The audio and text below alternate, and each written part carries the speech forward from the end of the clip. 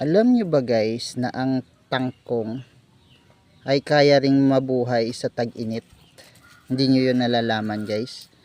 Kasi nung bata ako, akala ko yung mga kangkong ay para lang sa mga matutubig na area. Pero napatunayan ko na ang kangkong ay kaya din palang mamuhay sa tag-init. Kagaya nito guys, ito, tinanim ko to pero ang bilis lumago guys. Kaya lang binibinyagan ko lang ng konti.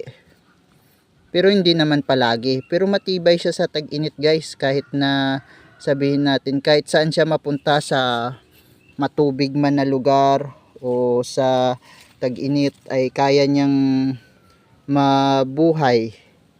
Ibig sabihin pala ang kangkong ay matibay na tanim na kayang lumaban sa tag-init o kahit na sa baha, kayang-kaya niyang mabuhay. Ganyan pala kaganda ang kangkong guys. Kaya kayo guys, kung kailangan nyo ng matibay na tanim na hindi kayo mauubusan ng gulay, magtanim na lang kayo ng kangkong guys. Kahit sa tag-init, kayang-kaya niyang mabuhay.